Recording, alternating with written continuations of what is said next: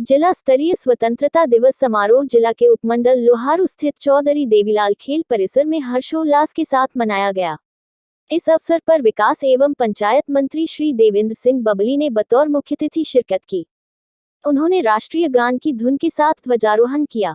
उन्होंने march past की टुकड़ियों का निरीक्षण किया और परेड की सलामी ली।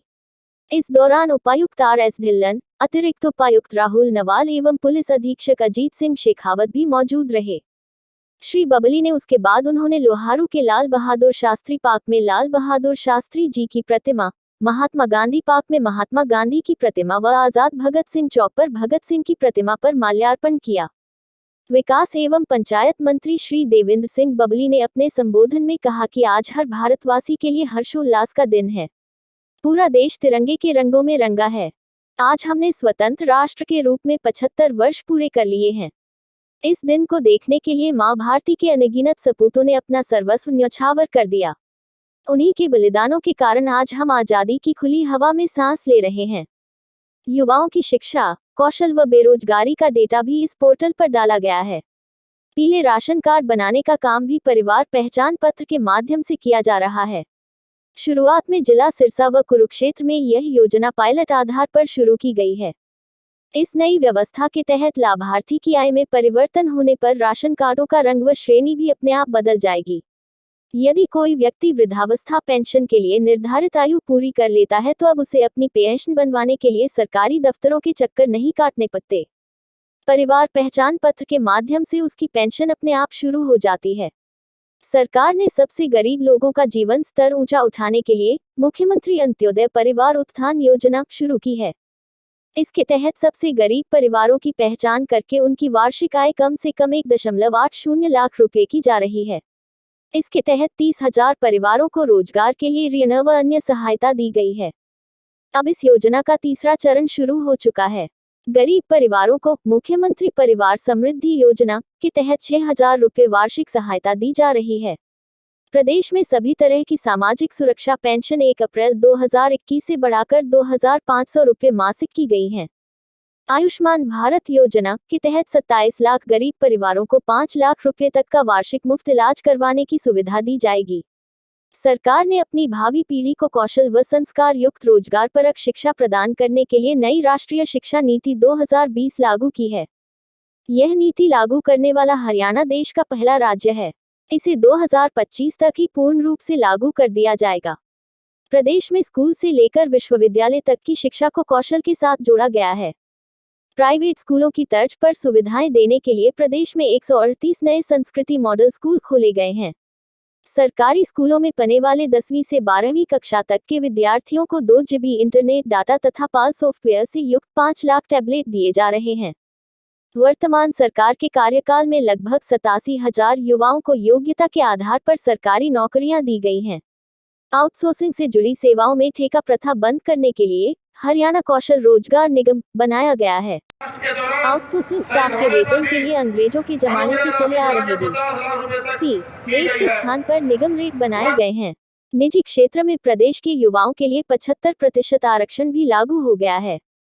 युवाओं को नौकरी के लिए बार बार आवेदन करने व फीस भरने से छुटकारा दिलाने के लिए एकल पंजीकरण की सुविधा शुरू की है।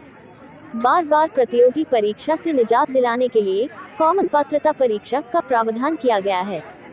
विदेशों में युवाओं को वीजा व रोजगार दिलाने एवं निवेश आकर्षित करने के लिए विदेश सहयोग विभाग बनाया गया है। विदेशों में वीजा तथा रोजगार के अवसर तलाश रहे विद्यार्थियों के निःशुल्क पासपोर्ट बनाए जा रहे हैं। प्रधानमंत्री श्री नरेंद्र मोदी जी ने हाल ही में अग्निपथ योजना शुरू की है। इसमें अग्निवीरों को तीनों सेनाओं में लागू जोखिम और कठिनाई भत्ते के साथ आकर्षक मासिक पैकेज मिलेगा।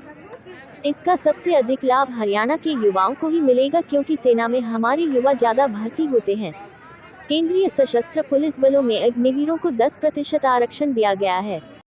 हरियाणा में उन्हें पुलिस भर्ती में प्राथमिकता देने के अलावा विभिन्न क्षेत्रों में उनके लिए नौकरियों के अवसर खोले जा रहे हैं। प्रदेश में गत जून माह में खेलो इंडिया यूथ गेम्स 2021 का सफल आयोजन किया गया। हमारे खिलाड़ियों ने इन खेलों में 137 पदक जीतकर देश में प्रथम स्थान प्राप्त किया। हाल ही में बर्मिंघम में हुए कॉमनवेल्थ गेम्स में भारत को मिले 61 पदकों में से 20 पदक हमारे खिलाड़ियों ने जीते हैं। इनमें 17 पदक व्यक्तिगत स्पर्धा के और 3 टीम स्पर्धा के शामिल हैं। हरियाणा देश का पहला राज्य है जो पदक विजेता खिलाड़ियों को सर्वाधिक नकद पुरस्कार राशि देता है। वर्तमान सरकार ने खिलाड़ियों को 335 करोड़ रुपए से अधिक के नकद पुरस्कार दिए हैं। हरियाणा देश का पहला राज्य है जिसने ओलंपिक व पैरालंपिक खेलों के लिए क्वालिफाई करते ही खिलाड़ी को तैयारी के लिए 5 लाख रुपए की एडवांस राशि देने की व्यवस्था की है। उत्कृष्ट खिलाड़ियों के लिए सुरक्षित रोजगार सुनिश्चित करने हेतु खेल विभाग में 550 नए पद सृजित किए गए हैं। इससे खिलाड़ियों को अब अपने करियर की चिंता करने की जरूरत नहीं रही। सरकार ने प्राकृतिक आपदा से खराब फसलों के लिए मुआवजा राशि 12,000 रुपये से बढ़ाकर 15,000 रुपये प्रति एकड़ की है। खरीफ 2021 में खराब हुई फसलों के लिए 561 करोड़ रुपए मुआवजा तथा प्रधानमंत्री फसल बीमा योजना के तहत 4,000 करोड़ रुपए से अधिक के क्लेम दिए हैं। MSP पर 14 फसलों की खरीद करने वाला हरियाणा देश का एकमात्र राज्य है। खरीफ सीजन 2021 से बाजरे के लिए भी भावांतर भरपाई योजना शुरू की गई। इस योजना के तहत 2.40 लाख किसानों को बाजरे की खरीद के लिए 600 रुपये प्रति क्विंटल की दर से 436 करोड़ रुपए की भावांतर राशि दी गई है। बागवानी को बढ़ावा देने के लिए भिवानी, नूंह और झज्जर में 3 नए सेंटर ऑफ एक्सीलेंस स्थापित किए जा रहे हैं। वर्ष 2021-22 के दौरान बागवानी क्षेत्र में वर्टिकल फार्मिंग की एक अनूठी प्रौद्योगिकी शुरू की गई। इस खेती पर 65% सब्सिडी भी दी जा रही है। मशरूम की खेती के लिए सामान्य किसानों को 40% और अनुसूचित जाति के किसानों को 90% अनुदान दिया जाता। उन्होंने कहा कि गांवों को लाल डोरा मुक्त करने की हमारी योजना को केंद्र सरकार ने स्वामित्व योजना के रूप में पूरे देश में लागू किया है। प्रदेश के 3,000 से 10,000 तक की आबादी वाले गांवों के विकास के लिए चौधरी छोटूराम जी के नाम पर दीनबंधु हरियाणा ग्राम उदय योजना शुरू की गई है। पिछले 3 वर्ष से 1700 गांवों के विकास पर 5,000 करोड़ रुपए खर्च किए जा रहे हैं। 10,000 से अधिक की आबादी वाले गांवों के लिए महाग्राम विकास योजना लागू की गई है। उन्होंने गांवों में शहरों जैसी सुविधाएं विकसित करने के लिए हरियाणा स्मार्ट ग्राम प्राधिकरण का गठन किया गया है। तालाबों के सुधार के लिए हरियाणा तालाब और अपशिष्ट जल प्रबंधन प्राधिकरण गठित किया गया है। ग्रामीण क्षेत्रों को डिजिटल बनाने के लिए ग्राम दर्शन पोर्टल शुरू किया गया है। यह पोर्टल गांवों का साइबर फेस है। इस पर 6,197 ग्राम पंचायतों का डिजिटल डाटा उपलब्ध है। पंचायती राज संस्थाओं के सशक्तिकरण के लिए जिला ग्रामीण विकास एजेंसी, मनरेगा, सांसद आदर्श ग्राम योजना, प्रधानमंत्री आवास योजना ग्रामीण जैसी विभिन्न योजनाएं जिला परिषदों को हस्तांतरित की गई हैं। उन्हें गांव में शराब का ठेका खोलने या न खोलने की शक्तियां भी दी हैं। श्री बबली ने कहा कि हरियाणा देश का पहला राज्य है जिसने शासन में पंचायती राज संस्थाओं की अधिक भागीदारी देने के लिए अंतर जिला परिषद का गठन किया है। जिला परिषद के अध्यक्ष को DRDA का चेयरमैन बनाया है। सरकार ने पंचायती राज संस्थाओं के प्रतिनिधियों को पेंशन देकर उनका सम्मान बढ़ाया है। मतदाताओं को राइट टू रिकॉल दिया है। इन संस्थाओं में BCA वर्ग को 8% प्रतिनिधित्व भी दिया है।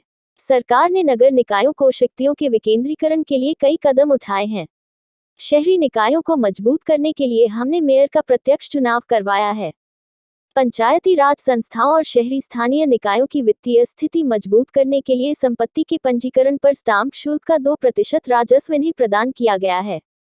समारोह में मुख्य अतिथि को सलामी देते हुए परेड का नेतृत्व उप पुलिस अधीक्षक मुख्यालय आर्यन चौधरी ने किया। परेड में जिला पुलिस भिवानी की 2 प्लाटून, NCC की 2 प्लाटून व स्काउट की 1 प्लाटून ने भाग लिया। मार्च पास्ट की टुकड़ियां राष्ट्रीय ध्वज को सलाम करते हुए मंच के सामने से गुजरी।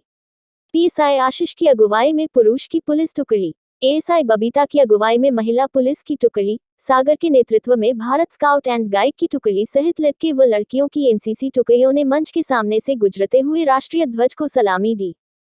इस दौरान Uttami Bai senior secondary school Bhiwani व Pandit Sitaram senior secondary school Bhiwani के बच्चों ने डंबल शो, राजकीय कन्या वरिष्ठ माध्यमिक विद्यालय भिवानी व KMPS स्कूल के बच्चों ने लेजियम व PT शो में शानदार प्रदर्शन किया। इस अवसर पर हलवासिया स्कूल के बच्चों ने करहर मैदान फतह व आज चक लेन दे गानों पर विभिन्न खेलों को दर्शाते हुए एक समूह नृत्य प्रस्तुत की। विवेकानंद महाविद्यालय लोहारू के बच्चों ने 52 गज के घाघरे की झोल हरियाणवी गाने पर KM पब्लिक स्कूल भिवानी के बच्चों।